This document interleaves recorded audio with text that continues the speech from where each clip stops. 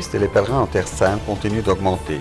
Mars 2018 a vu une augmentation de 34% par rapport à 2017 et de 63% par rapport à 2016.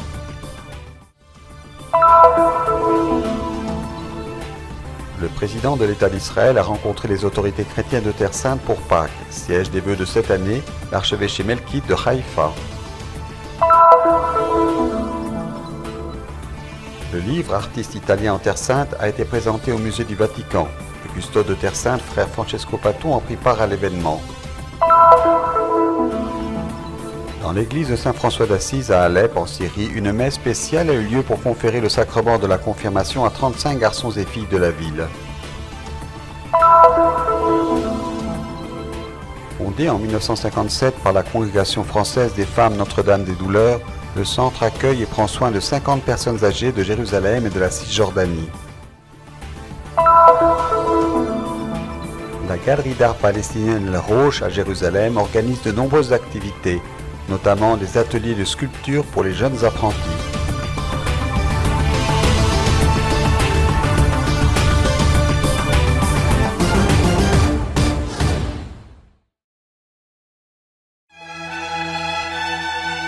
Le printemps arrive en Terre Sainte alors que la tendance à la croissance du tourisme se poursuit en Israël. L'expérience de cette semaine a été extraordinaire. En effet, il y a un très grand nombre de pèlerins venus du monde entier. Donc, même pour nos pèlerins, c'est vraiment une expérience forte, car elle nous fait comprendre comment la parole de Dieu a pris racine dans toutes les cultures du monde, et comment chacun trouve le moyen de vivre sa foi à partir de sa propre culture, foi qui est au fond la même.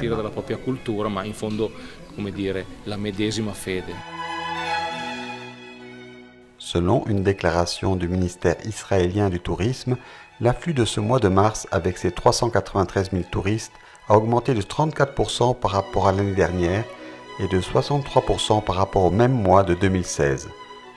Au premier trimestre de 2018, le nombre de touristes qui ont touché cette terre s'élève à environ 1 million, 30% de plus qu'à la même période de 2017 et 58% de plus par rapport à 2016.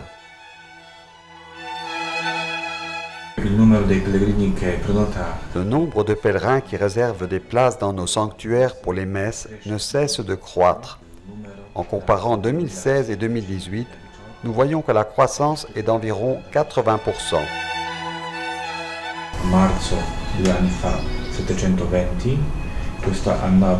En mars, il y a 2 ans, il y avait des groupes de 720 personnes, maintenant de 1500.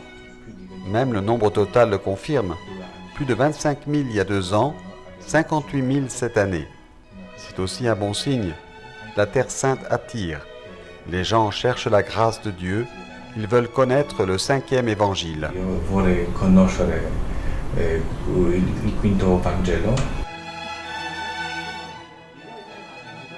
Avec le nombre de pèlerins qui augmente aussi les défis pour la réception dans les sanctuaires.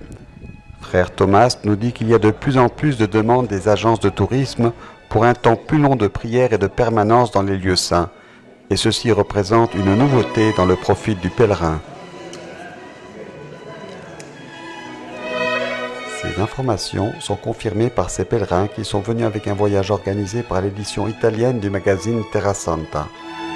Sì, è un gruppo speciale appunto di lettori, di amici della rivista. C'est un groupe spécial de lecteurs, amis de notre magazine Terra Santa, notre magazine de la Terre Sainte en italien.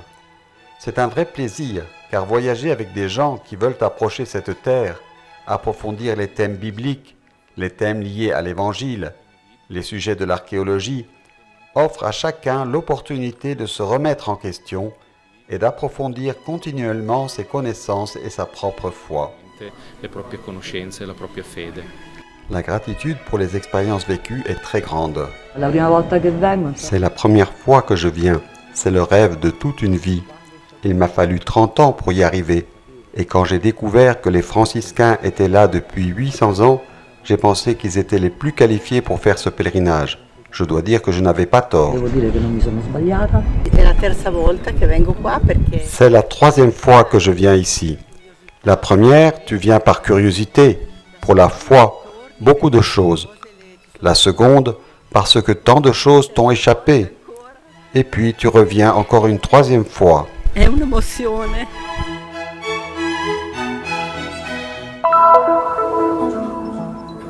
Pour la 4e année consécutive, le président de l'État d'Israël, Reuven Ruby Rivlin, a rencontré les chefs des églises chrétiennes de Terre Sainte pour leur souhaiter de joyeuses Pâques. Après les visites de ces dernières années au patriarcat grec orthodoxe, au patriarcat arménien et au patriarcat latin, cette rencontre a eu lieu cette année le 24 avril à l'archevêché melkite de Haïfa.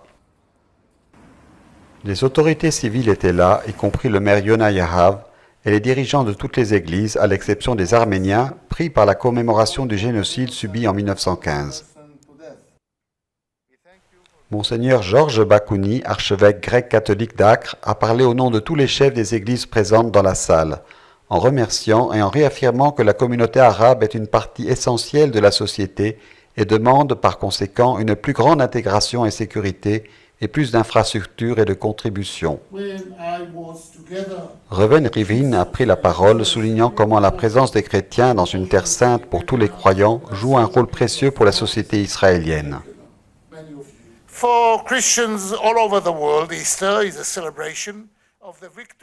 Nous célébrons la fête de Pâques ici aujourd'hui. Pour les chrétiens du monde entier, Pâques est la célébration de la victoire de la vie sur la mort, un moment pour célébrer la vie et les nouveaux commencements. Alors aujourd'hui, nous célébrons ensemble ce miracle, le miracle de la vie. Nous célébrons ensemble parce qu'aujourd'hui, nous sommes une seule communauté. Nous ne sommes pas condamnés à vivre ensemble, a poursuivi le 10e président d'Israël. C'est notre destin de le faire. Nous essayons de travailler ensemble pour le meilleur.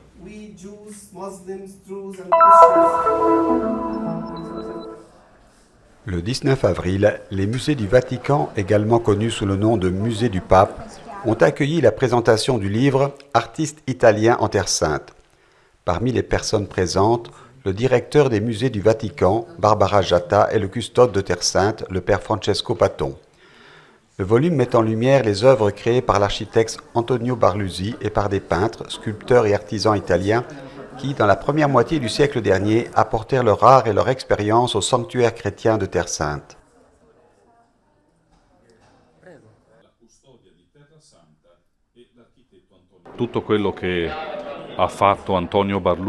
Tout ce qu'a fait Antonio Barluzzi, il l'a fait en homme de foi. J'oserais dire qu'il s'est pleinement identifié à l'esprit de la custodie franciscaine et à la spiritualité des lieux saints. Avec les autres artistes, il a souligné la spiritualité spécifique de chaque lieu. Che aveva l'obiettivo di evidenziare per ogni luogo la spiritualità del luogo. Au pays du 5e évangile, il y a plus de 20 œuvres créées ou restaurées par Barluzzi. Parmi elles, l'église de la Flagellation à Jérusalem, la Visitation à Ein Karem et les Béatitudes en Galilée, ainsi que les basiliques de Gethsémani et du Mont Tabor. La basilica del Getsemani, che è la basilica dove Gesù... La basilique de Gethsémani, là où Jésus a vécu le moment de l'agonie et de la prière nocturne, est une basilique très sombre, afin de reproduire l'environnement dans lequel Jésus a prié. L'autre exemple est le Tabor, lieu de la manifestation lumineuse de Jésus. Barluzzi a construit une basilique allongée qui attire notre attention vers le haut. Elle est lumineuse et transmet la beauté du Christ transfiguré. E offrendo questo luogo di contemplazione della bellezza del Cristo trasfigurato. Un livre qui approfondit aussi l'histoire de Barluzzi, architecte infatigable et fervent chrétien. Ha cercato di far lavorare tutti gli artisti. Il a essayé d'inciter tous les artistes à travailler en transmettant le sens du lieu pour aider les futurs pèlerins. Au début, ils étaient peu nombreux et maintenant nous savons qu'ils sont des millions chaque année. Sono milioni ogni anno.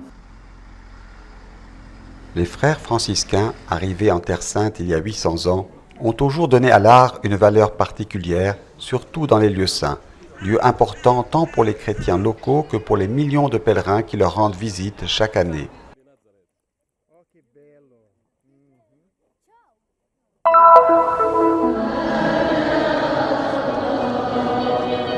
À une époque marquée par les troubles, la Sainte Messe célébrée dans l'église de Saint-François d'Assise à Alep, à l'occasion du sacrement de la confirmation de 35 garçons et filles, est un véritable signe d'espoir. Présidé par son Excellence Monseigneur Georges Aboukazen, évêque latin de Syrie, et concélébré par le prêtre de la paroisse, frère Ibrahim Es-Sabak, la messe a été très suivie et a marqué les débuts de la nouvelle chorale paroissiale des enfants.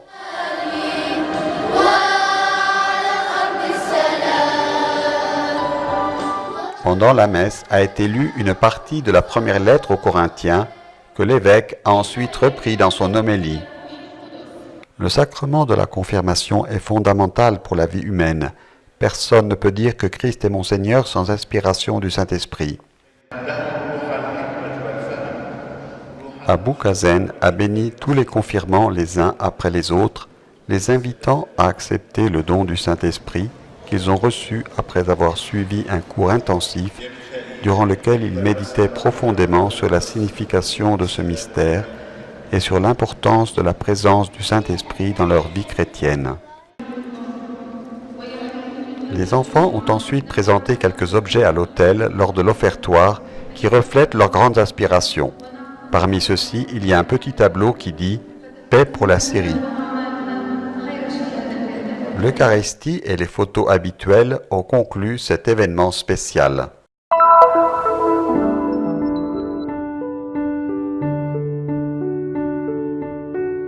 À la périphérie du Mont des Oliviers, à Jérusalem, se trouve depuis 60 ans la maison de retraite Notre-Dame des Douleurs, un centre d'accueil pour personnes âgées. Le centre a été fondé par la Congrégation française des filles de Notre-Dame des Douleurs, suivant le charisme de l'ordre de servir et de prendre soin des personnes âgées. Our mission, it's to welcome everybody here. Notre mission est d'accueillir toutes les personnes âgées, même si elles sont démunies. Nous voulons prendre soin d'elles. And we want to take care of him. Je suis ici depuis 4 ans pour aider et servir les personnes âgées pour leurs besoins. Je tiens beaucoup à elles. Quand je les regarde, c'est Jésus qui est là devant moi.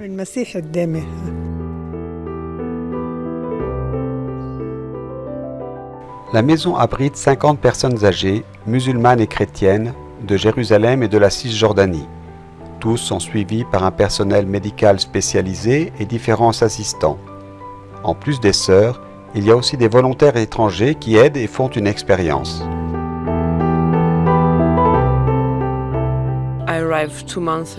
Je suis arrivée il y a 2 mois pour rester 1 an. Je travaille ici en tant qu'assistante administrative, mais j'aide aussi par exemple à donner à manger aux personnes âgées. C'est merveilleux de travailler avec elles. C'est une nouvelle découverte pour moi. J'apprends beaucoup et les personnes âgées ont 1000 histoires à raconter.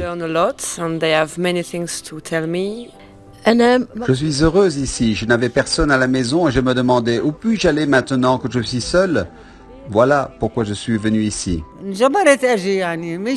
Je n'ai personne. Ma fille vit à Dubaï. Mon fils est dentiste en Grèce. Mon neveu vit ici, mais il est malade. Parfois, les parents viennent me rendre visite et me faire sortir. Puis les sœurs avec nous sont si charmantes.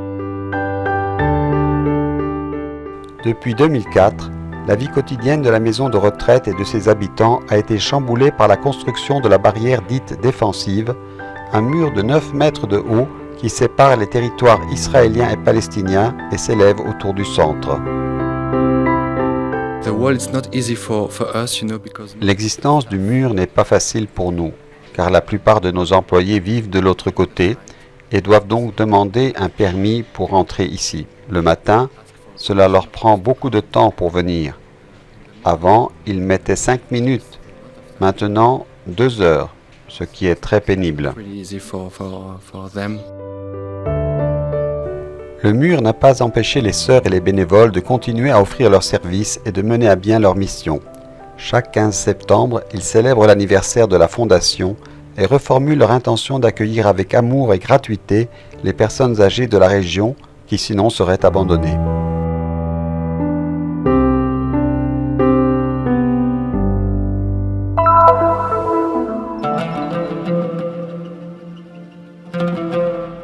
La cour d'art palestinien El Hosh, inaugurée en 2004, est un lieu pour tous ceux qui s'intéressent aux arts visuels et veulent découvrir cet aspect dans la vie culturelle de Jérusalem. Les expositions et les ateliers organisés sont coordonnés par une équipe composée de jeunes avec un fort intérêt pour la culture dans ses différentes composantes. Le travail de la cour d'art palestinien El Hosh est très important à Jérusalem. Avec notre travail, nous transférons l'art dans la rue et rassemblons les gens à travers l'art, considéré comme un instrument de changement dans la société de Jérusalem qui contribue à la formation de l'identité palestinienne. La plupart des apprentis sont des filles qui ont beaucoup de passion, apprécient l'art et veulent apprendre et découvrir. La sculpture est la première forme d'art connue des êtres humains et cet aspect est vraiment important pour moi. Si pour certains d'entre nous c'est une simple passion, pour d'autres c'est la bonne occasion de la transformer en profession. Certains d'entre nous sont seulement des passionnés.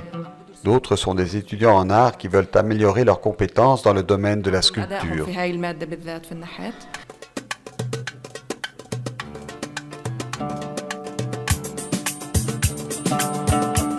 Grâce au travail manuel et à de simples outils utilisés en sculpture, l'argile moulée en douceur se transforme en forme solide et expressive auxquelles les participants se consacrent avec persévérance et passion, avec une grande patience et précision.